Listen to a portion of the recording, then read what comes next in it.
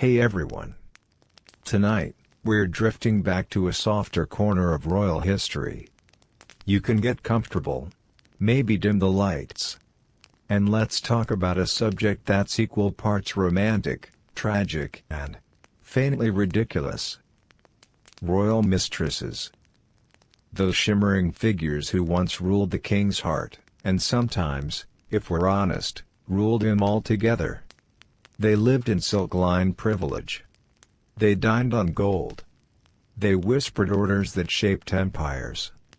And then, the king died. Because, as history kindly reminds us, men do that sometimes. And for the royal mistress, the woman whose entire identity was tethered to that man's heartbeat, the fall was often swift, and sometimes spectacularly humiliating. So tonight, let's drift through the candlelit halls of Versailles, the smoky chambers of Whitehall, and the cool marble palaces of Vienna, to find out what actually happened to the women who once loved, or at least tolerated, kings. Let's start, quite naturally, in France. Because the French perfected the art of the royal mistress. They had an entire title for it, maîtresse en titre, the official mistress of the king. It was not only socially accepted but almost bureaucratically managed. One might say the position came with benefits and severe risks. Consider Madame de Pompadour.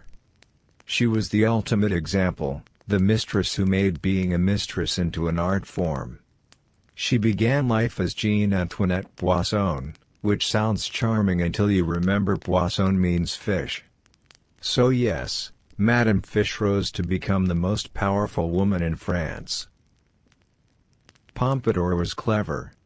She knew beauty faded, but taste and strategy could last a lifetime. So when her relationship with Louis XV drifted from passionate to platonic, as these things tend to do once the king finds newer, shinier company, she reinvented herself as his best friend and political confidant. She chose to stay. She managed the palace, arranged the entertainment, and gently controlled who saw the king. She even managed to outlive her romantic usefulness by about 2 decades, which in mistress years is like reaching 110.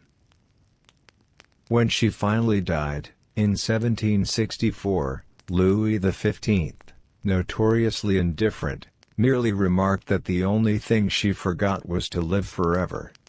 It was almost sweet, for him. Then he went back to his next mistress.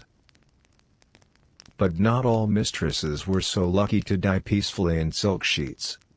When the king died first, the real trouble began. Let's drift forward a little, to Madame du Barry, Pompadour's successor. Du Barry was the classic beautiful but doomed model. She rose from humble origins, very humble, to become Louis XV's final and most controversial mistress. She was not well born, not educated, and the court made sure she never forgot it. When Louis XV died of smallpox, quite horribly, it must be said, Du Barry's world evaporated overnight. Within hours, she was banished from Versailles by the new king, Louis XVI, and his even newer queen, Marie Antoinette, who found her distasteful. Banished to a convent, Du Barry lived in quiet, uneasy exile. She tried to make peace with her new, godlier life, though she reportedly found prayer rather dull. When the French Revolution rolled around, the public still remembered her, unfortunately. The revolutionaries did not like symbols of royal excess, and Du Barry, with her diamonds and past, was practically a walking emblem of it. In 1793, she was arrested, tried, and guillotined. According to the witnesses, she pleaded for her life at the last moment. And if that sounds tragic, well, it was. But also quite fitting for the woman who once had France's most extravagant jewels and lost them all to politics and time. Now, not every fallen mistress met the guillotine. Some, married sideways. This was the polite way of saying they found a nobleman or courtier willing to overlook their past in exchange for royal favor or money. Across the Channel, in England, things were a touch more discreet, though not by much. Let's float over to the court of Charles II, who reigned from 1660 to 1685. Charles was sociable. He had numerous mistresses. The official count varies depending on how one defines mistress and how much disbelief one can suspend. But among the most famous were Barbara Villiers, Nell Gwynn, and Louise de Querouaille. Barbara Villiers, also known as the Countess of Castlemaine, was the kind of woman who could terrify courtiers just by entering the room. She was loud, scandalous, and enjoyed reminding people she could influence royal appointments between yawns. When Charles died, Barbara's political protection vanished. Her later years were spent dodging debt collectors and quarreling with her children over inheritance. Her beauty faded, as portraits of the time delicately suggest, and she retreated into eccentricity. At one point, she converted to Catholicism. Possibly out of guilt. Or possibly out of boredom. It's difficult to say. Nell Gwynn, meanwhile, played her cards differently. She was witty, light-hearted, and perhaps the only mistress Charles truly liked as a person. She began as an actress and never pretended to be anything more. When the king died, Nell famously told her servants, "Pray for the poor Protestant whore," meaning herself, a last wink at her Catholic rivals. The new king, James II, didn't despise her. He even allowed her a pension so she could live comfortably until her death a few years later.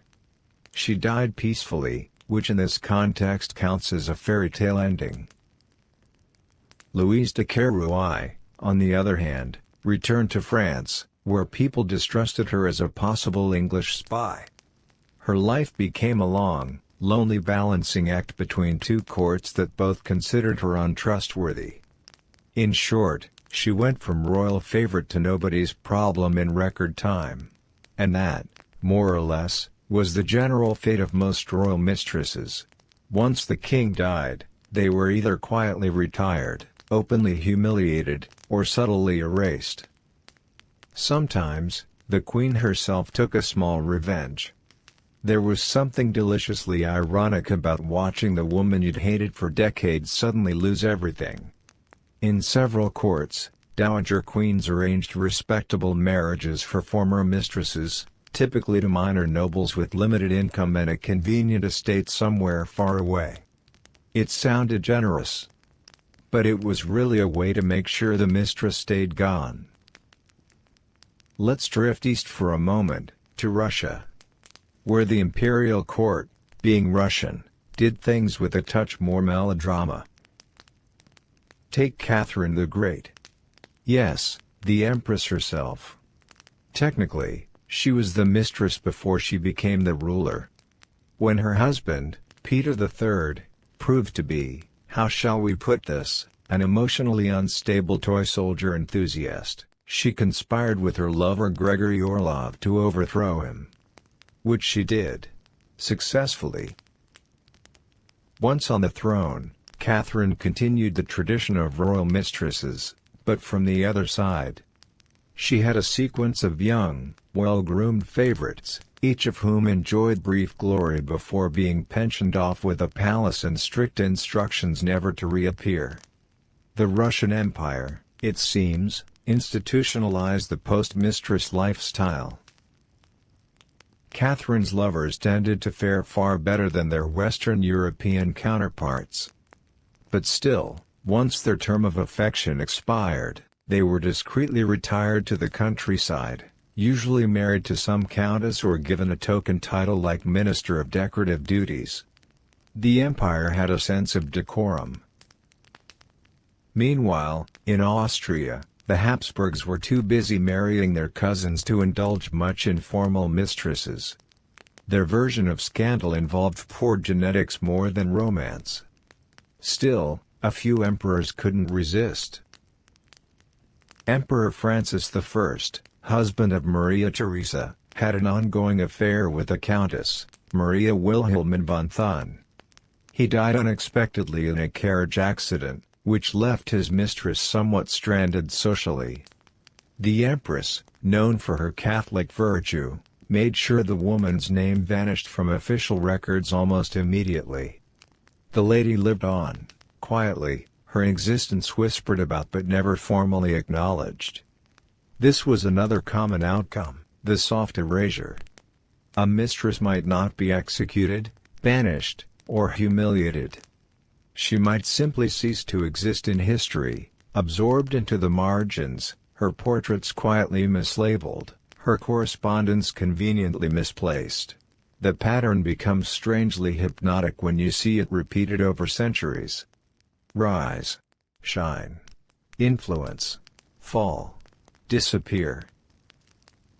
And yet, these women did leave an imprint, in art, in architecture, in gossip. Pompadour championed porcelain and Rococo style.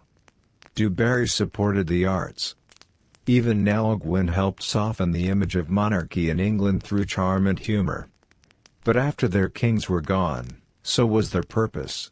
And for most, that's where history closed the curtain. Still awake? Let's drift just a bit further, to the quieter stories. Because not every royal mistress wanted power or fame. Some simply wanted peace. In the 18th century, Henriette Campan, a lady-in-waiting, recorded the melancholy of mistresses aging out of favor. They often turned to religion, charity, or letter writing, which was the 18th century equivalent of starting a reflective podcast. They wrote about gardens, loneliness, occasionally, repentance. They lived long enough to see portraits of themselves painted over or sold for less than the price of a horse. Time, it turns out, is the ultimate mistress. And she never runs out of patience. So that's where we'll leave them tonight. The women who reigned without crowns. Who dined on royal gold and ended in quiet exile or faint respectability. Some were clever. Some were foolish. Most were both.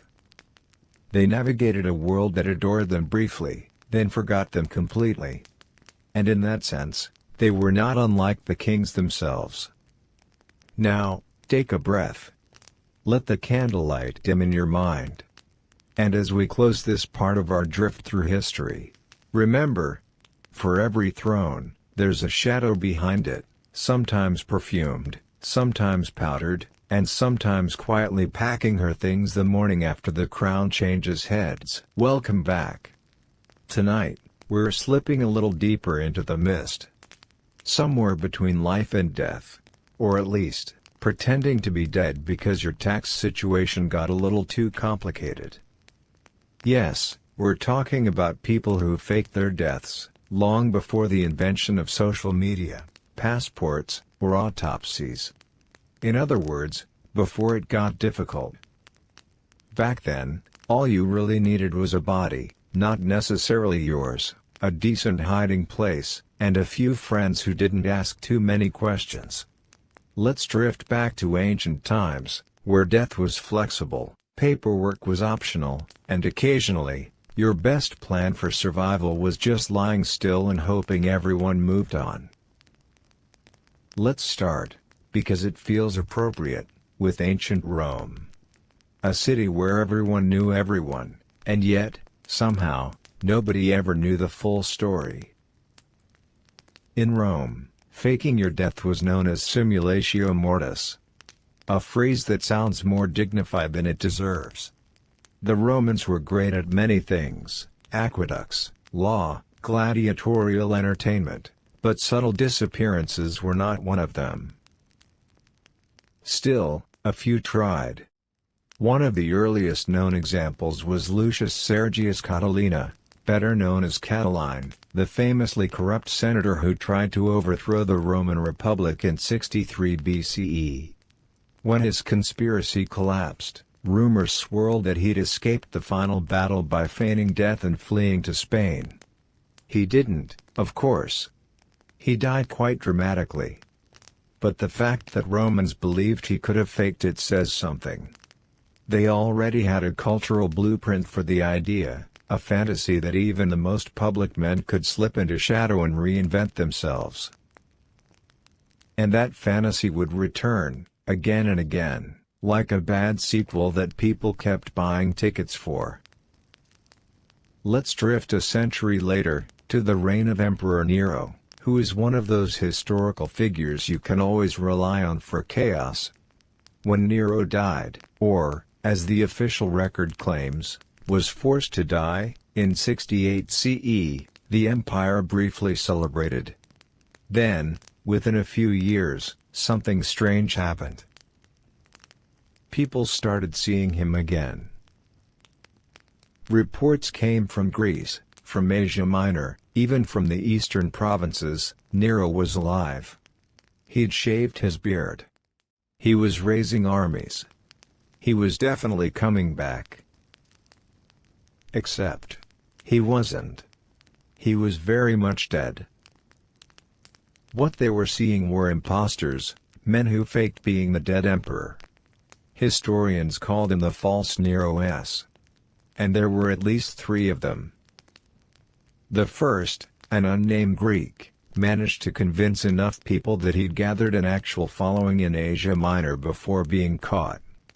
The second popped up a few years later and nearly sparked a rebellion.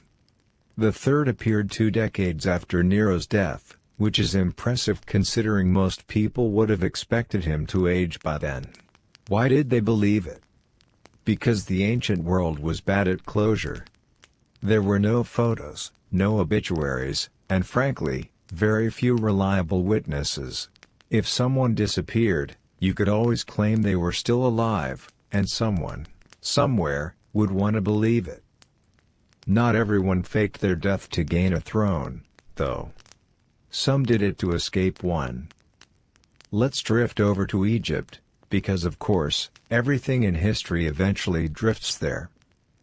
Queen Cleopatra VII, yes, that Cleopatra, famously died by suicide in 30 BCE.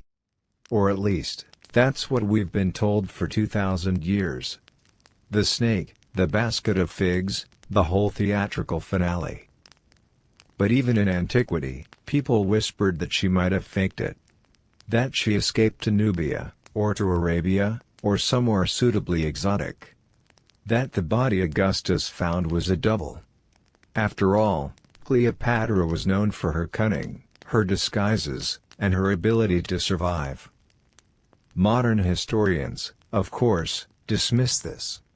The evidence points to a very real death.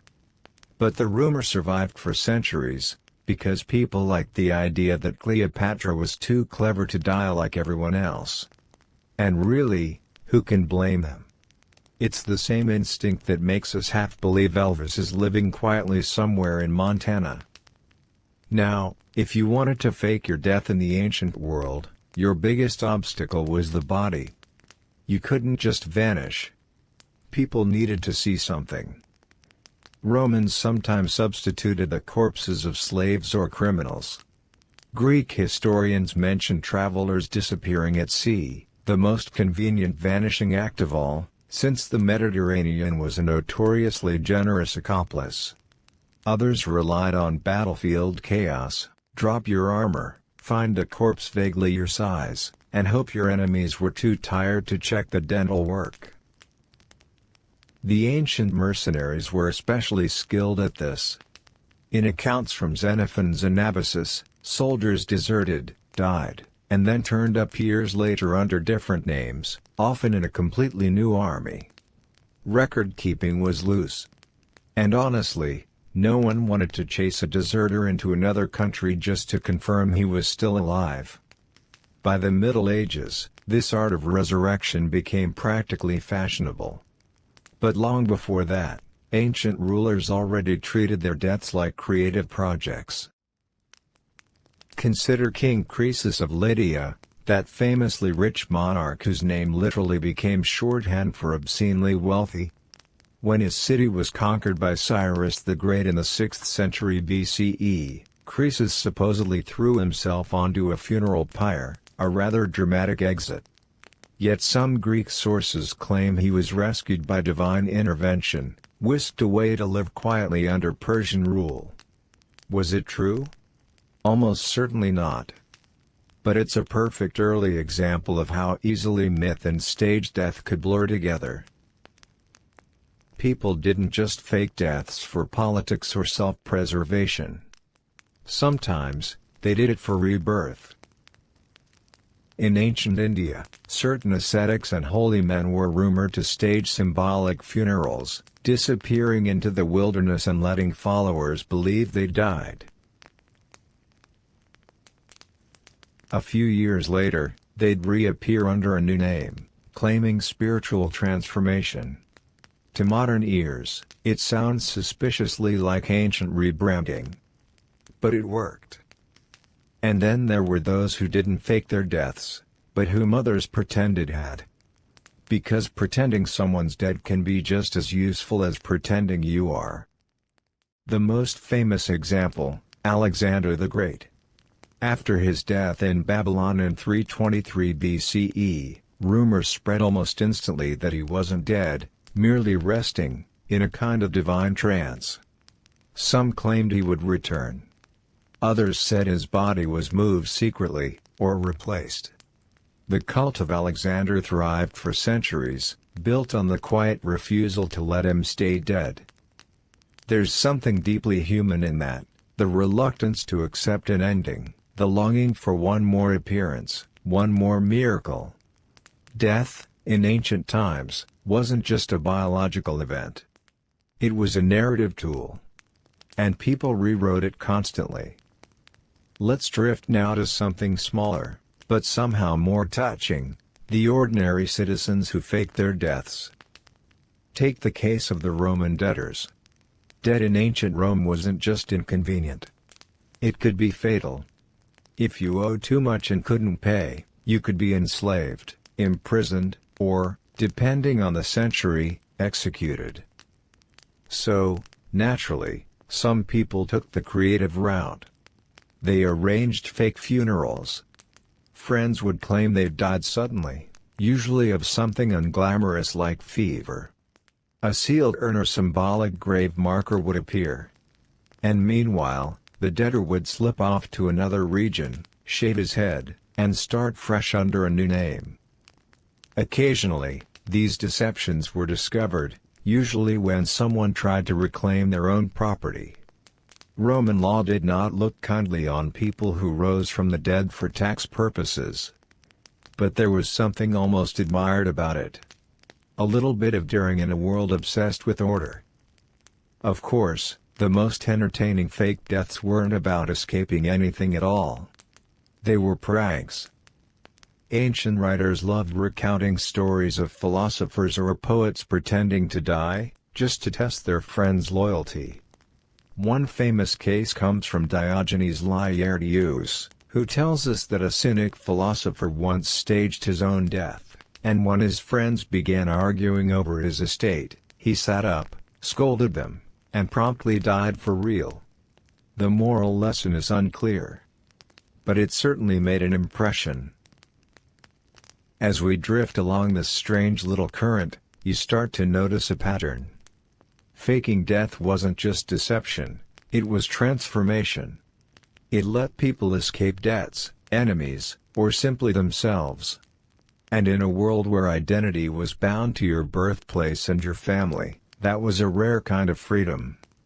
But freedom never lasts. Even the best forgeries eventually fail.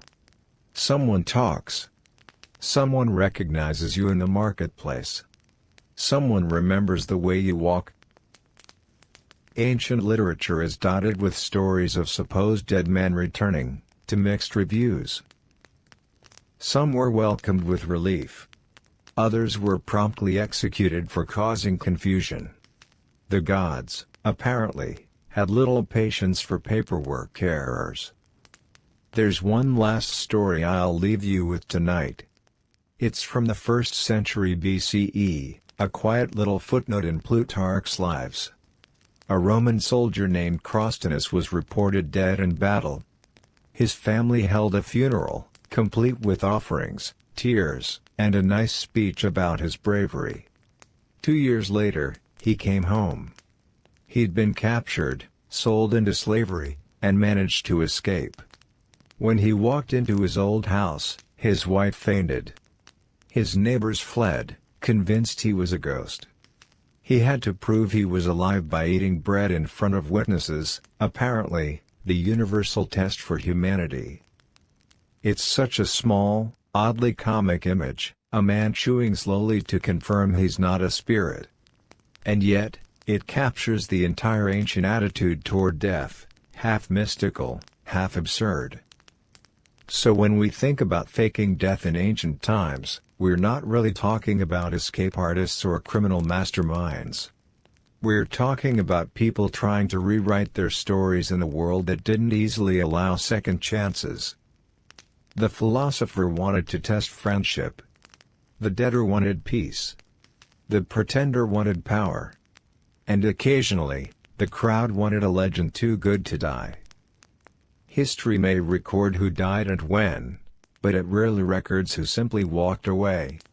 And somewhere, in the dusty pages between truth and rumor, they're all still wandering. So, if you're still awake, and you might not be, just remember, in the ancient world, even death was negotiable. And tomorrow's legend often started with today's missing person. Good night, time traveler. Let's drift to the next story. Welcome back. Tonight, we're dimming the lights and slipping into one of history's more uncomfortable questions. What happens to the children when the family loses its head, quite literally? It's a topic that's equal parts tragic and absurd, because in many royal courts, the sins of the father weren't just inherited, they were invoiced. So tonight, let's wander softly through castles turned prisons, palaces filled with silence, and nurseries where no one dared mention certain names out loud. Let's drift through the lonely afterlives of the sons and daughters of people who made one very serious political miscalculation. Let's begin, as we so often do, in England, which produced a steady supply of executed nobles, almost like it was a national hobby. When a nobleman lost his head, the family didn't just lose its patriarch. They lost titles, lands, and most importantly, reputation, a currency more volatile than gold. Take, for example, Thomas More. Philosopher, statesman, patron saint of I probably shouldn't have said that to the king. He was executed in 1535 for refusing to acknowledge Henry VIII as head of the English Church. His beloved daughter, Margaret Roper, tried to hold her family together afterward. She even bribed the guards to recover her father's severed head, which she kept preserved, quietly, in a lead box. It sounds macabre, but in Tudor England, that was practically sentimental. Margaret's children grew up in quiet obscurity, their family name tarnished but not destroyed.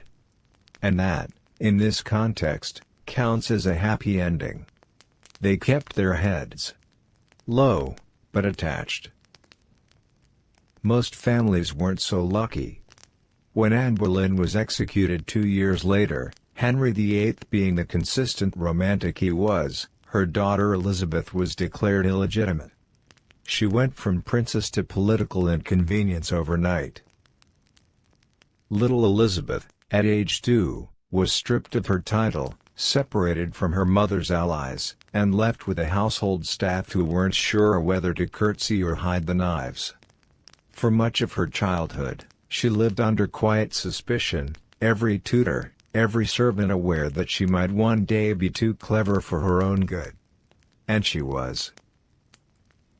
Decades later, she became Elizabeth I, and England politely pretended the whole thing with her mother had never happened.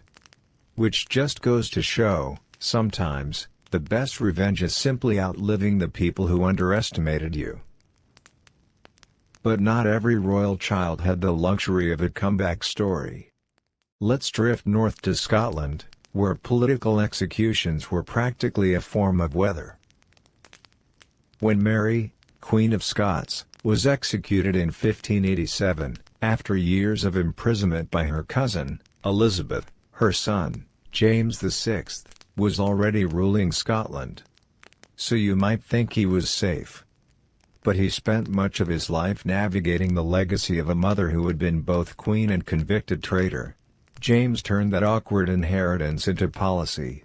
He became obsessively cautious, diplomatic to a fault, and deeply invested in projecting normalcy, which, in royal terms, meant he only executed a moderate number of people. He later inherited the English throne, uniting the crowns his mother had died trying to claim. It's almost poetic, if you ignore the psychological scarring. The English Civil War provided another grim chapter. After Charles I was executed in 1649, the first time a sitting monarch had been formally tried and killed by his own people, his children were scattered. His eldest son, Charles II, fled to France. He spent years wandering from court to court, charming everyone and accomplishing almost nothing.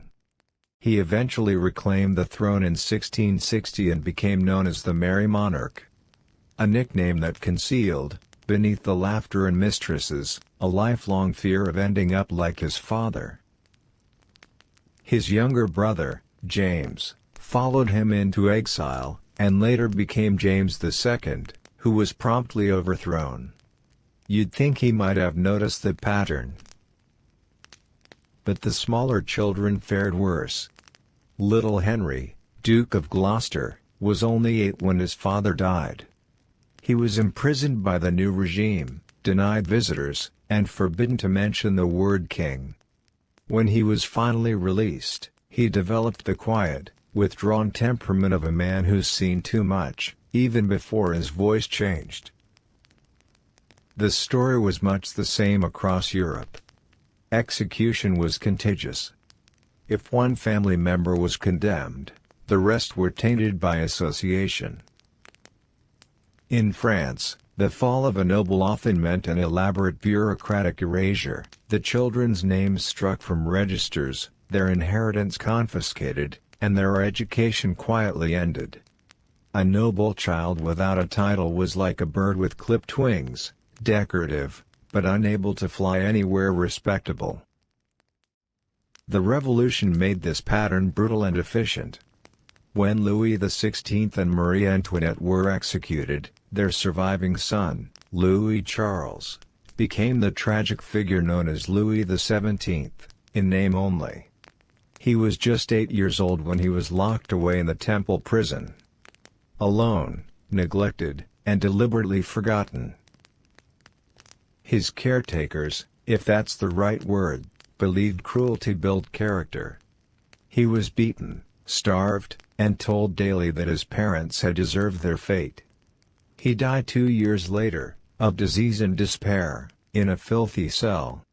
His death was so pitiful that generations of pretenders claimed to be him, hoping for sympathy, and, occasionally, a pension. Some children managed to slip through history's cracks. After Marie Antoinette's daughter, Marie-Therese, was finally released, she lived under assumed names for years, wandering through Europe's safer corners. She was known as the Orphan of the Temple. And although she married and lived to old age, she never truly escaped that title. The nobility loved a tragedy, preferably one that didn't involve themselves. If you were a noble child in Spain, or the Holy Roman Empire, things were no kinder, just better documented. The Inquisition, for example, had a tidy system for confiscating estates from condemned heretics and reassigning them to more trustworthy relatives. Children were often rehabilitated by being forced into monasteries, convents, or arranged marriages with politically safe partners. One record from the 16th century describes the son of a disgraced count being placed under divine custody, which is a poetic way of saying he was locked in a monastery and told to pray until further notice. He never received further notice. In Austria, the children of rebels were sometimes adopted into other noble families, on the theory that good breeding might outweigh bad politics. This produced some interesting family reunions years later, when cousins realized they were technically each other's hostages. Of course, in Russia, everything was slightly more dramatic. When Ivan the Terrible killed his own heir, by accident, allegedly, the surviving grandson, Dmitry Ivanovich, became a dangerous symbol. He was quietly relocated to a small town and later found dead under suspicious circumstances. Officially, it was a seizure. Unofficially, it was statecraft. Then came the false Dmitris, a parade of impostors claiming to be the murdered child, each trying to reclaim the throne. It's almost comforting, in a way. Even the dead children of executed nobles could not rest without someone trying to impersonate them. Let's drift to China, where dynastic politics turned familial purges into a refined art form. When an emperor fell, entire lineages could vanish. But occasionally, a few children were spared, usually the very young ones, who could be re-educated into loyalty. During the fall of the Ming dynasty, several princes were taken in by the conquering Qing court and raised as honorary Manchus. Their identities were rewritten, their family names quietly retired. They were given small stipends and vague ceremonial roles, the imperial equivalent of being told to focus on your hobbies. History rarely remembers them. But the empire never forgot where they lived. Across centuries and continents, one theme repeats. The children of executed nobles were living reminders that power is temporary. They were both symbols and liabilities. Too royal to ignore. Too dangerous to leave unattended. And so, most were hidden away. Not killed, not celebrated, just quietly filed under problem solved. Some grew into adults with strange, melancholy habits. They collected religious icons. They wrote letters to absent fathers. They spoke politely to everyone and trusted no one. And sometimes, they turned out to be better rulers than their parents, simply because they knew how fragile the whole game was. It's tempting to feel sorry for them, and we should, but also to notice the absurdity. For all their grandeur, noble families behaved like small-town gossip circles with execution privileges. Everyone watched everyone else. No one forgot a scandal. And forgiveness, when it came, arrived decades too late. One of my favorite details comes from the French Restoration period, after Napoleon fell. A noble woman petitioned to have her family's confiscated estate returned. Her father had been guillotined 40 years earlier. She argued that she'd been too young to be a threat. The bureaucrat reviewing her file simply wrote, "Time has rendered her harmless." And that, really, could be the epitaph for every child of an executed noble. So tonight, as you settle back, maybe think of them, the lost heirs, the orphans of ambition, the ghosts of dynasties. They didn't write the stories they lived in. They just inherited the footnotes. They were born in palaces and grew up in silence. Raised by tutors who whispered, by servants who stared too long, by portraits that couldn't be taken down. Some married well. Some prayed. A few, very few, took back what their parents had lost. But most simply, faded. Not dead. Not alive in memory. Just quietly removed from history's seating chart. And maybe, in their own subdued way, they were the lucky ones. Because unlike their parents, they got to keep their heads. Hey everyone! Tonight, we're lowering our voices, dimming the candles, and slipping quietly behind the cloister walls. The air smells faintly of damp parchment and cabbage soup. Outside, the wind sighs against stone. Inside, men in robes murmur their prayers, or, occasionally, plan their next escape. Because tonight, we're exploring the gentle hypocrisy of medieval monastic life, a world that promised silence, chastity, and devotion, and delivered gossip, wine, and the occasional tavern brawl. Let's drift back to the monastery. The ideal medieval monk was meant to be serene, detached, and vaguely glowing with holiness.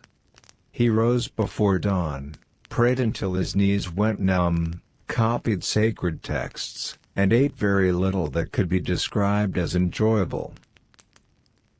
But as with most human institutions built around purity, things began to bend, and then to wobble, and then, in some cases, to collapse spectacularly into the nearest vat of ale. To understand how monks might have broken their vows, we have to remember what those vows actually were. They weren't complicated, just impossible. The big three were poverty, chastity, and obedience. No money, no sex, no free will. It sounded noble on paper. But in practice, it was like asking a medieval man to give up three of his favorite things: property, pleasure, and complaining. Let's start with poverty, which was almost immediately redefined as poverty, but with good wine. Monasteries were technically supposed to hold their property in common, no individual monk owned anything. But the institution itself could. And oh, did it. By the 12th century, many monasteries were basically the medieval equivalent of hedge funds, owning vast tracts of farmland, mills, vineyards, and even whole villages. They were not poor. In England, the Cistercians owned so many sheep that they accidentally became the backbone of the national wool trade. Their vow of poverty ended up funding entire economies. As for the individual monks, they found little ways around the rules. Personal gifts were frowned upon, but donations to the community could mysteriously end up in one monk's cell. A well-liked abbot might find himself with a suspiciously nice cloak. A particularly pious brother might receive an anonymous loaf of sweet bread. And the cellarer, the monk in charge of wine and provisions, well, he had access to temptations beyond mortal strength. One chronicler complained that monks were growing fat and sluggish, spending too much time on feasts and not enough on fasting. And to be fair, some medieval banquets lasted days. There are records of abbeys importing spices, oranges, and even sugar, luxury goods for men supposedly renouncing the world. So, yes, poverty was a flexible concept. Now, about chastity. This one went about as well as you'd expect. For every devout monk who spent his life in celibate prayer, there was another sneaking off after Compline for a pastoral visit. Medieval villages often bordered monasteries, and boundaries were soft, both literal and moral. There are numerous reports of monks fathering children, keeping mistresses, and, in some unfortunate cases, seducing pilgrims. The records are delicate about it. Phrases like he fell into carnal temptation or was too familiar with certain women. Some monasteries even had to pay fines to the local bishop for the number of illegitimate children produced within their walls. One might call that statistically significant sinning. In France, the Benedictines had an especially bad reputation by the 14th century. Papal inspectors wrote reports full of sighs and disappointment. At one abbey, the monks were said to keep dogs, horses, and women in their quarters. The chronicler, clearly weary, added that their devotion is to the hunt, not the psalter. Even the reformers couldn't keep up. Every few decades, someone tried to clean up monastic life: the Cluniac reforms, the Cistercian reforms, the Carthusians. Each began with sincerity. Each ended with scandal. It's the medieval cycle of holiness: pray, prosper, decay, repeat. Then there's obedience, which might have been the hardest vow of all. A monk was supposed to obey his abbot absolutely, to treat his superior's voice as the voice of God. That worked fine, until the abbot started acting like a petty tyrant. And many did. Some abbots lived like princes, complete with private kitchens and hunting estates. Others enforced bizarre punishments for trivial offenses. One monk was locked in a freezing cell for dropping a candle during prayer. Naturally, rebellions brewed. Monks staged quiet revolts, refusing to chant, accidentally miscopying orders, or simply walking away in the night. Runaway monks were such a problem that there were official warrants to track them down. They were basically medieval draft dodgers of the soul. And yet, despite all this, monasteries remained. They thrived, in their odd, hypocritical way. Because even flawed monks were still centers of learning, charity, and medicine. They copied manuscripts, preserved ancient texts, and tended to the sick. They taught boys to read, brewed ale, and kept time itself with their bells. They might have broken their vows, but they still kept civilization from unraveling. Sometimes, though, the hypocrisies became too glaring to ignore. There were monks who gambled in the cloisters, monks who held duels, monks who stole church silver to buy falcons. And, in one famous case, a group of monks in Kent were accused of attacking a neighboring abbey with bows and arrows over a property dispute. Which does rather strain the definition of peaceful brotherhood. It's tempting to laugh at them. The fat, lazy monk is practically a medieval stereotype, immortalized in plays, poems, and eventually in Robin Hood's Friar Tuck. But beneath the jokes is something human. They were men trying to live impossible ideals in a world that didn't reward them. Cut off from families, buried in ritual, tempted by every smell of roasted meat from beyond the walls. They slept. They failed. They confessed. And then they did it all again. A slow rhythm of sin and repentance, as steady as the ringing of their bells. Even the saints admitted it. One monk wrote, "I am cloistered with my body, but not with my heart." Which is a very medieval way of saying he was daydreaming about something other than God. By the late Middle Ages, the system was collapsing under its own weight. Too rich to be humble, too worldly to be pure, the monasteries had become symbols of hypocrisy. When Henry VIII dissolved the monasteries in England, he justified it by listing their scandals: monks with wives, nuns with lovers, abbots hoarding gold. And while his motives were mostly financial, the accusations weren't entirely false. Still, for all their failings, you can't help but feel a little fondness for them. For the weary monk dozing through matins. for the brother sneaking a second helping of cheese, for the abbot pretending not to notice, because he's doing the same. It's a strangely comforting thought, that even in the most devout places, humanity always finds a way to peek through the cracks. So, did medieval monks ever break their vows? Constantly. Spectacularly. But usually with enough repentance afterward to keep things balanced. Because perfection was never really the point. Endurance was.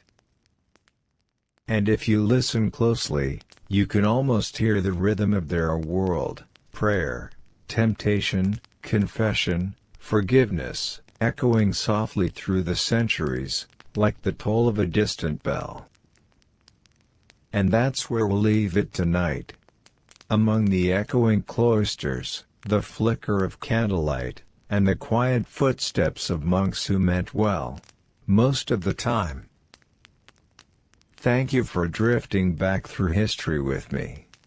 Sleep well, and may your dreams be slightly more peaceful than theirs. Hey everyone! Tonight, we're setting down our shields, taking off our sandals, and walking quietly away from the battlefield. Not because the war is over, but because, well, some of us have decided we're done fighting it. We're drifting back to the ancient world, where desertion, leaving the army without permission, was one of the most dangerous, and strangely human, decisions a soldier could make. And because this is ancient history, of course, the consequences ranged from poetic to absurd. So, dim the lights. Lie back. And let's wander through a few thousand years of people who looked at war, sighed, and said, "No, thank you." In every age, armies were built on the same fragile material, people who would really rather not be there. Whether it was a Roman legionary, a Greek hoplite, or a conscripted Egyptian farmer with a stick, the moment came, usually around dawn, usually before breakfast, when someone decided to quietly walk home. And this, as generals were keen to remind them, was not encouraged. Let's start with the Romans, who had a very particular relationship with discipline. Roman soldiers were famous for their order, their obedience, their neatly aligned sandals. They were also famous for being absolutely terrified of their officers. Desertion in the Roman army wasn't just a crime, it was almost a kind of moral betrayal. You weren't just running from danger, you were running from Rome itself. And Rome took that personally. If a single soldier deserted, he might be beaten, branded, or executed. But if a group of soldiers deserted, the punishment could become something much darker: decimation. It's a word that sounds bureaucratic now, but it meant something very literal: killing 1 out of every 10 men in the unit. The rest watched. The chosen 10th was selected by lot, random fate deciding who would die for the group's cowardice. It was supposed to teach discipline through terror. And, naturally, it worked. Sort of. You can imagine the atmosphere afterward. Good job, everyone, lesson learned. Now back to marching. Still, even in Rome, things weren't always so absolute. In some cases, deserters were forgiven if they returned before a battle, an early form of amnesty if you come back before we really notice. Commanders needed manpower, and idealism rarely filled the ranks. There are even accounts of Roman generals pretending not to see soldiers slip away, because they knew they'd return after the looting started. Apparently, desertion was negotiable when there was gold involved. Now, over in ancient Greece, things were a little more philosophical, and, as usual, more theatrical. Greek city-states had different ways of punishing cowards or deserters. Sparta, of course, was brutal about it. A man who fled from battle could lose his citizenship, his property, and even the right to speak in public. He was expected to live in disgrace, a walking warning to others. There's a term for them, tremblers. They were shamed for life, which, in Spartan terms, was probably worse than death. Athens, though, was more democratic about its punishments, meaning, they held a vote. If you deserted, you might be put on trial before hundreds of your fellow citizens, and if found guilty, lose your political rights. You could still live in Athens, just not as an equal. Imagine sitting in a cafe, sipping watered wine, while everyone around you loudly avoids eye contact. That was civic exile. In Egypt, under the pharaohs, desertion had a slightly different flavor. It was seen as disobedience to divine order. The Egyptian army wasn't made up of professional soldiers for most of its history. It was made up of peasants who were told, quite firmly, that this was their duty to the gods. Leaving your post wasn't just abandoning the king, it was upsetting the cosmic balance of Ma'at, that delicate order keeping the universe from collapsing. So punishment could be ritual as well as physical. You might be branded, mutilated, or forced into hard labor, but also cursed, denied burial, or symbolically erased from existence. It's a lot of pressure for someone who probably just wanted to go home and check on the goats. Then, there were the Persians, vast armies, vast bureaucracy, and a surprisingly pragmatic approach. The Achaemenid Empire ran on local levies, soldiers from conquered regions who might or might not be enthusiastic about serving. The Persians knew loyalty was fragile. So they didn't always kill deserters outright. Instead, they used collective punishment. If you ran, your family paid the price. Sometimes literally. It kept most people in line. It also meant morale was less about courage and more about fear, a long-standing military tradition that never really went away. One of the more tragic examples comes from Xenophon's Anabasis, a Greek account of mercenaries stranded deep inside Persia after their employer died. Thousands of them had to march home through enemy territory. When men deserted, it wasn't just cowardice, it was desperation. They were starving, frostbitten, and far from home. Xenophon records that some slipped away quietly, trying to survive on their own, only to vanish into the wilderness. No punishment. No forgiveness. Just gone. It's a quieter kind of desertion, the kind born not of fear, but of exhaustion.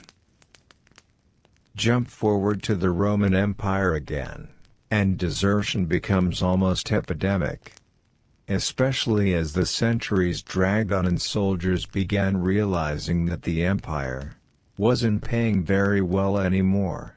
Late Roman emperors had to issue decree after decree against deserters, because entire units were simply leaving. Sometimes they defected to barbarian tribes, who paid better. Sometimes they just settled in the countryside and became farmers.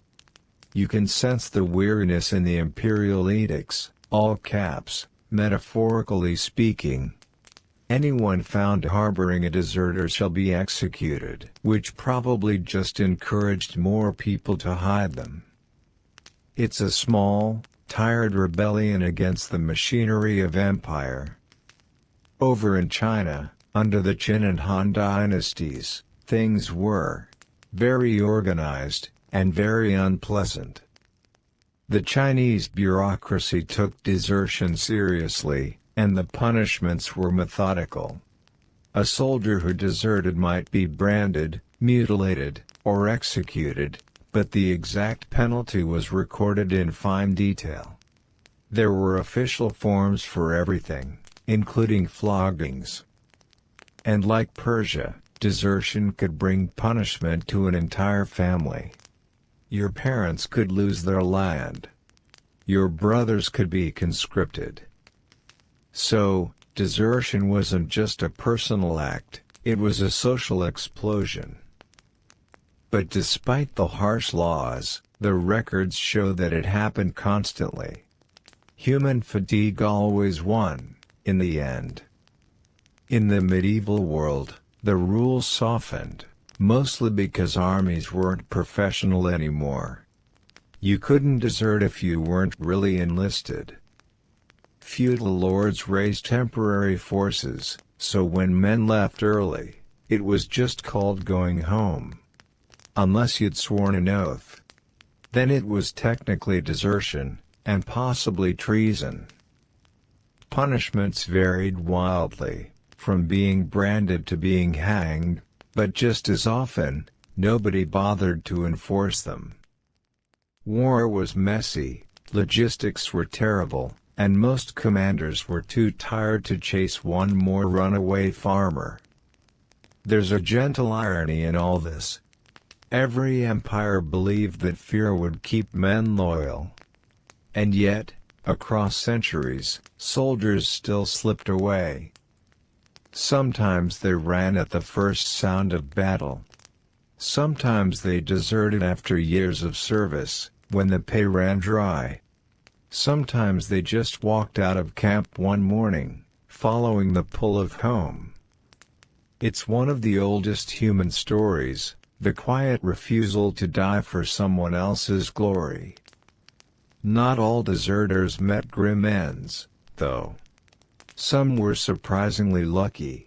The Roman historian Tacitus tells us about Germanic tribes where deserters were welcomed, fed, and given land, as long as they could prove useful. In other words, defect, but make it profitable. Even in medieval Europe, deserters often found work as mercenaries, soldiers of fortune with no allegiance, just experience. You could run from one army straight into another's payroll. Which is almost poetic, in a mildly cynical way. There's a moment in almost every ancient account where you can feel sympathy sneak in. Even the harshest commanders knew that war wore men down. The sun, the hunger, the waiting, it chipped away at their courage. And the deserters, for all their shame, were sometimes just tired humans in impossible situations. A Roman soldier trudging through the desert. A Greek mercenary staring at the horizon. A Persian conscript missing his family. All of them whispering the same thought, across time. I think I've had enough. Of course, not everyone made it far. The world was large, but authority traveled faster than you'd think. There were border patrols, bounty hunters, and informants. Whole industries grew around capturing deserters. But sometimes, they made it. They changed their names, moved to another province, and lived quietly as farmers, potters, or innkeepers. And when people asked where they'd come from, they'd just shrug and say, "A long way from here." It's oddly soothing to think about. That even in the most rigid empires, the human instinct to simply walk away endured. No banners, no rebellion, just the quiet decision not to show up. There's something universal about it. You can find it in every century. And maybe, on some level, every one of us understands it. So, what happened to soldiers who deserted ancient armies? Some were whipped. Some were executed. Some were forgotten entirely. But all of them, for a brief moment, stepped outside the great machinery of history. They stopped marching. They stopped obeying. And they became, if only for a few days, their own masters again. And maybe that's why their stories linger. Because while kings and emperors built monuments to victory, the deserters built nothing, just small, hidden lives that slipped quietly between the pages of history. And in their silence, they remind us that even in the most disciplined armies, the softest rebellion is sometimes the most human. And that's where we'll stop for tonight. Among the sleeping camps, the cooling fires, and the faint sound of footsteps fading into the dark. Thank you for drifting back through history with me. Sleep well, and may all your battles be optional. Hey everyone! Tonight, we're drifting back to the quiet halls of palaces, places filled with silk, candlelight, and the faint smell of anxiety. Because tonight's story isn't about kings and queens. It's about the ones who almost were. The heirs who waited, studied, smiled politely, and then watched the crown slip just out of reach. Some were too sick. Some too scandalous. Some simply too unlucky to be born in the right century. So, get comfortable. Because we're spending the night among gilded cradles, royal tutors, and the faint rustle of disappointed ambition. In theory, being the heir to a throne should have been the safest job in history. You had one clear career path: stay alive until your parent didn't. But as it turns out, that was harder than it sounded. Royal childhood was often less about comfort and more about pressure, endless lessons, stiff etiquette, and constant reminders that your every sneeze might be recorded by posterity. And in many cases, the story ended before the coronation ever began. Let's start with Prince Arthur of England, not the legendary one with a sword, but the very mortal Tudor one. He was the eldest son of Henry VII, the careful, accountant-like king who founded the Tudor dynasty. Arthur was everything a Renaissance court wanted: educated, gentle, and politically valuable. At age 15, he was married off to Catherine of Aragon, a Spanish princess with a bright future and, presumably, a lot of hope. The wedding was grand, the celebrations long, and the mood optimistic. 5 months later, Arthur was dead. The cause? Likely tuberculosis. Or the sweating sickness, which was sort of like the flu, but faster and deadlier and less hygienic. Catherine was left widowed before she'd even unpacked. And Arthur's younger brother, Henry, inherited not only the crown, but also, eventually, Catherine herself. That marriage, as you may recall, did not go well. So, Arthur never ruled, but his early death set off a chain of events that changed England forever. A quiet heir who, without meaning to, started the Reformation. Not bad for someone who barely made it out of adolescence. Across the Channel, France had its own tragic heir, Louis, the Dauphin, son of Louis XV. He was born in 1729, serious, polite, and devout. He was the sort of man who said thank you to servants and meant it. Which, in 18th-century Versailles, made him a curiosity. He married a charming Spanish princess and had children who were, by royal standards, reasonably normal. He loved hunting, reading, and long walks, all things that were considered suspiciously wholesome at court. Naturally, he died young. In 1765, at just 36, he caught tuberculosis. His father, Louis XV, mourned briefly, then went back to his mistresses. Because of course he did. The Dauphin's death left his son, the future Louis XVI, to inherit the throne. And Louis XVI, as we all know, would eventually lose both the crown and his head. So, in a way, Louis the Dolphin was lucky. He missed the guillotine by dying early. History calls that good timing.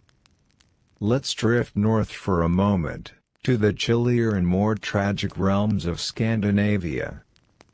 In Sweden, there was Prince Gustav Adolf, heir to King Gustav V. He was handsome, dutiful, and adored, a golden prince from the royal family that still seemed vaguely functional. He flew planes, shook hands, smiled for cameras. He was, essentially, the ideal modern heir. And then, in 1947, his plane crashed on approach to Copenhagen Airport. No foul play, no scandal, just a tragic accident on a foggy day. He left behind a young son, Carl Gustaf, who would eventually become king. But the loss marked the end of an era, and for decades, the Swedish royal family avoided flying together. Understandably. Sometimes, history doesn't need villains. It just needs bad weather. Meanwhile, in Russia, fate was considerably less gentle. There's a long list of unfortunate heirs there, but perhaps none so famous, or pitiable, as Tsarevich Alexei Romanov, the only son of Nicholas II. Born in 1904, Alexei was the center of imperial attention, the long-awaited male heir to a dynasty obsessed with continuity. Unfortunately, he inherited something else, hemophilia. It's a genetic condition that prevents blood from clotting properly. A single bruise could be fatal. And in a royal family that prided itself on military toughness, this was devastating. The Tsarina, Alexandra, turned in desperation to mystics, most notably a certain wandering monk named Rasputin, a man who claimed to heal Alexei with prayer, suggestion, and, occasionally, menacing eye contact. Rasputin's influence over the family became a national scandal. And while Alexei survived childhood, his illness, and his family's efforts to hide it, helped erode the monarchy's credibility. When the revolution came, there was no mercy for any of them.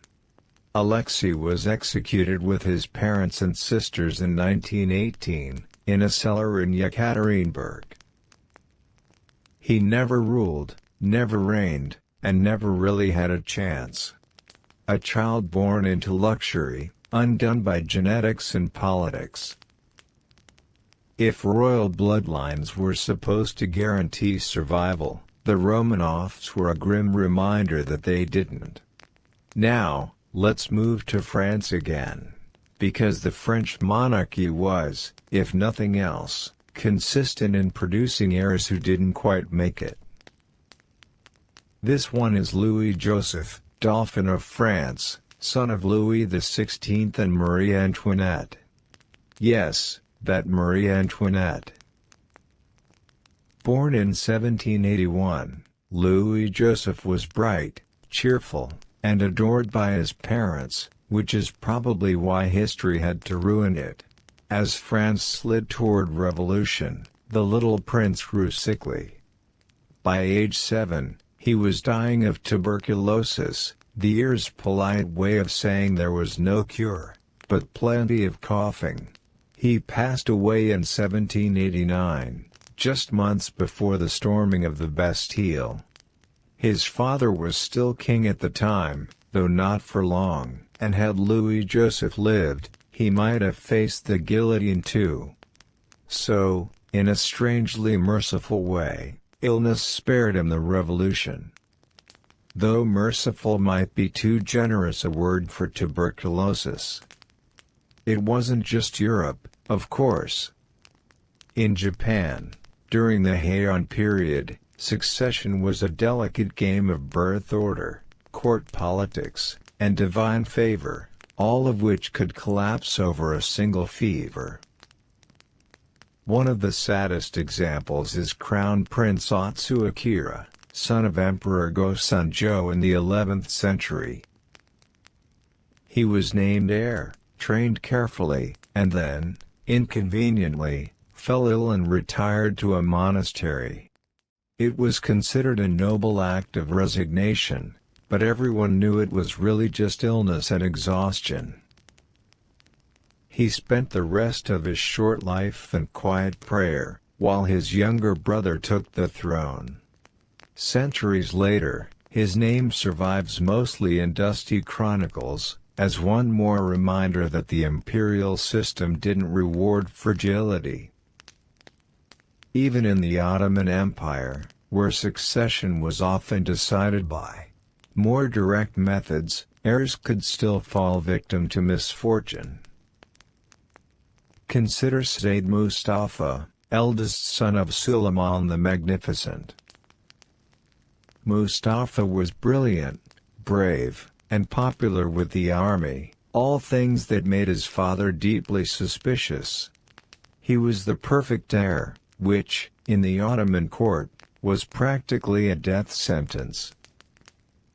In 1553, during a campaign, Suleiman summoned him to his tent, and had him strangled with a bowstring. A silent, efficient solution to a perceived threat. It's one of the bleaker truths of royal life, sometimes, the throne was most dangerous for those closest to it. The pattern repeats endlessly. In Spain, in Austria, in Portugal.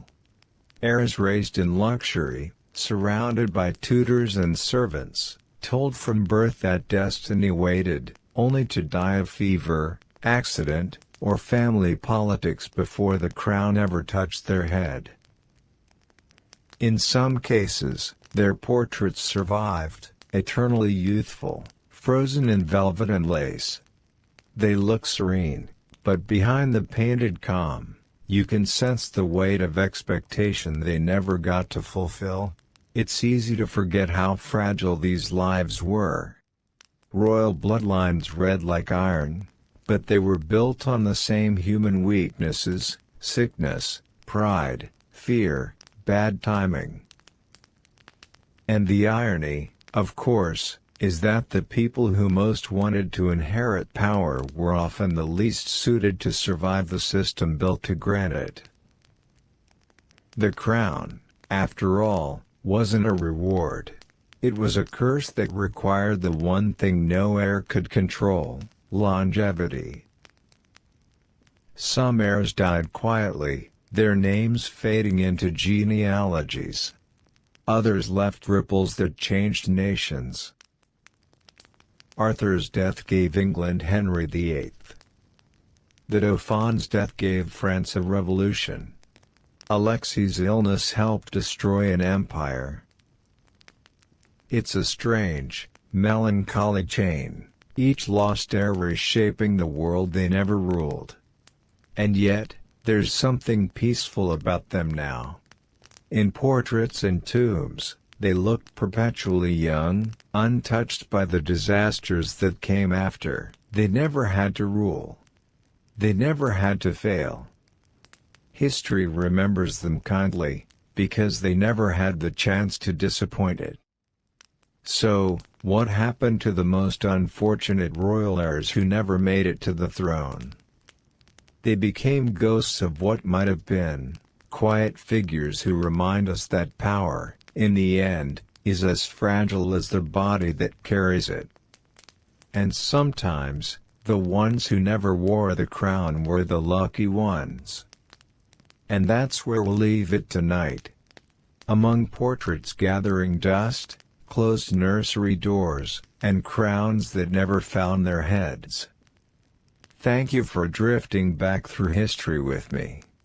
Sleep well, and may your destinies arrive gently, if at all. Hey everyone! Tonight, we're not drifting through quiet cathedrals or lonely castles. No. Tonight, we're walking straight into the royal drama, crowns slightly askew, tempers flaring, and pettiness turned into policy. Because history may call them majesties, but some of these rulers behaved more like the cast of a never-ending, 14th-century reality show. So, get comfortable. Pour some tea, or something stronger, and let's talk about the kings and queens who ruled with ego, spite, and pure chaos. Let's begin with King Henry VIII of England, the man who broke up with the Catholic Church because it wouldn't let him break up with his wife. Henry started as a handsome, ideal Renaissance prince. Then life happened, or, more specifically, 6 wives, 2 beheadings, and a diet heavy on roasted meat and revenge. When the Pope refused to annul his first marriage to Catherine of Aragon, Henry's response was to start his own church. Essentially, he rage-quit Catholicism. He rebranded himself as the spiritual head of England and used his newfound authority to declare his first marriage void, his second valid, and everyone who disagreed guilty of treason. When Anne Boleyn didn't produce a son, he accused her of witchcraft and adultery, both convenient ways to justify execution. By his 6th marriage, Henry had eaten, argued, and executed his way into something resembling national reform. But it wasn't ambition that drove him, it was insecurity dressed up as destiny. Petty? Utterly. Effective? Disturbingly so. Now, let's cross over to France, where royal dysfunction was practically a competitive sport. Enter Louis XIV, the Sun King. He was brilliant, charismatic, and absolutely convinced the universe revolved around him, which, to be fair, it kind of did. He built Versailles not just as a palace, but as a psychological experiment in dominance. Every hallway, mirror, and garden path existed to remind courtiers that Louis was the center of gravity. He made nobles wait hours just to watch him wake up. He choreographed his meals so that serving him soup became a privilege. Even his mistresses had mistresses, who had their own waiting lists. Underneath the grandeur, it was all theater, a glittering trap designed to keep the aristocracy too dazzled to rebel. And it worked. Until, of course, it didn't. His successors inherited the vanity, but not the brains. By the time Louis XVI came along, the nobles were still waiting in line, and the peasants were out of patience. Meanwhile, in Russia, the drama turned colder. Tsar Ivan IV, better known as Ivan the Terrible, was what you might call a micromanager, if your manager occasionally murdered people mid-meeting. He began his reign as a reformer. Then paranoia arrived, uninvited and permanent. He created a personal hit squad, the Oprichnina, who rode black horses and wore black robes, basically medieval death metal fans with government funding. He suspected treason everywhere, and when his own son disagreed with him during an argument, Ivan struck him with a staff. The blow killed the heir. There's a famous painting of that moment, Ivan cradling his dead son's body, eyes wide with horror at what he's done. It's one of the most haunting images in Russian art. And it perfectly captures the cost of unchecked power, a man who destroyed the thing he loved most, because he couldn't control it. Speaking of tragic volatility, let's visit Spain and meet Queen Isabella II, a monarch whose personal life caused more headlines than her policies. She came to the throne as a child and grew up surrounded by scheming generals, backstabbing ministers, and courtiers who treated her love life as a national sport. Her arranged marriage to her cousin Francisco was, how shall we say, diplomatically useful but romantically disastrous. Francisco preferred male companions, and Isabella preferred everyone else. Her affairs became public gossip, and several of her children's paternity was widely debated. When revolution finally came, the Spanish people didn't even bother pretending to miss her. She fled to France and lived comfortably in exile, occasionally offering royal commentary from afar. Her legacy wasn't empire or reform. It was the realization that royal privilege could coexist with complete political irrelevance. Now, to the Habsburgs, Europe's ultimate family of dysfunction. They were so obsessed with keeping power in the family that they forgot genetics existed. Generations of cousin marriage culminated in Charles II of Spain, the final Habsburg monarch, and perhaps the most tragic example of hereditary pride. Charles was physically deformed, mentally unstable, and perpetually ill. His jaw was so enlarged that he could barely chew, his tongue so swollen he could hardly speak. He was called El Hechizado, the Bewitched. And yet, people still treated him as divinely chosen. They blamed sorcery for his frailty, rather than centuries of family reunions that doubled as marriage proposals. When he died childless in 1700, the Spanish throne plunged into a massive war of succession. The Habsburgs had spent centuries keeping outsiders away from their bloodline, only to destroy it from within. Petty pride, rendered in royal genealogy. Across the Mediterranean, in the Ottoman Empire, dysfunction became institutional. After centuries of fratricide, yes, royal brothers were routinely executed to prevent civil war, the sultans eventually replaced murder with something only slightly better, imprisonment. For more than a century, Ottoman princes were raised in what was called the kafs, the cage. A gilded, guarded section of the palace where heirs lived in isolation, forbidden from politics, the outside world, or, often, sunlight. Some spent decades there, pacing marble floors, waiting to see if they'd ever be called to rule. When one finally did, like Sultan Mustafa, he emerged traumatized, paranoid, and barely functional. The empire that once conquered continents was now ruled by men who'd never been allowed to leave their rooms. History's most literal definition of sheltered upbringing. But dysfunction doesn't always look like cruelty. Sometimes it's pure, unfiltered ego. Take Queen Christina of Sweden, who ruled in the 17th century. Brilliant, eccentric, and utterly disinterested in being told what to do, She preferred philosophy and theater to politics.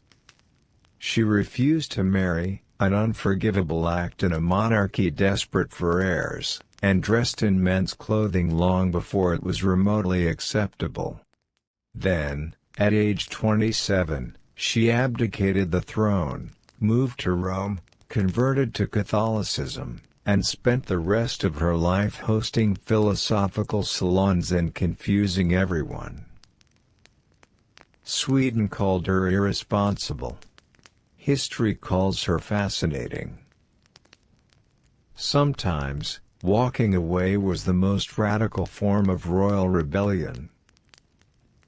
Even in the 20th century, royal dysfunction didn't vanish, it just became more televised.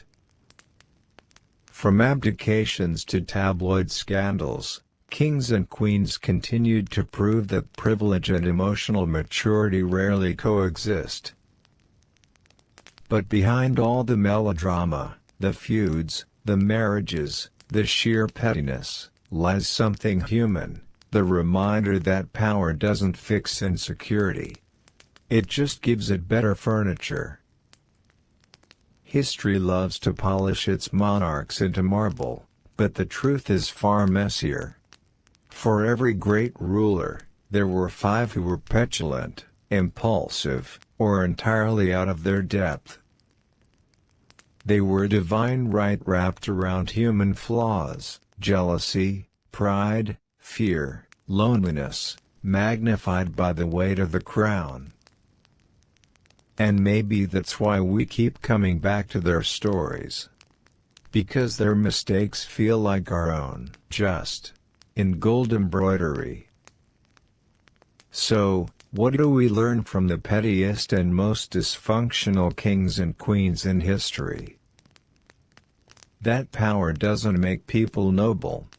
It just makes their flaws impossible to ignore.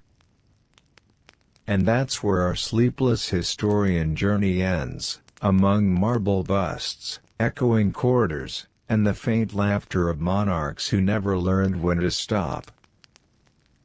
Thank you for wandering through time with me. Now close your eyes and dream of a world where kings and queens finally got therapy. Good night.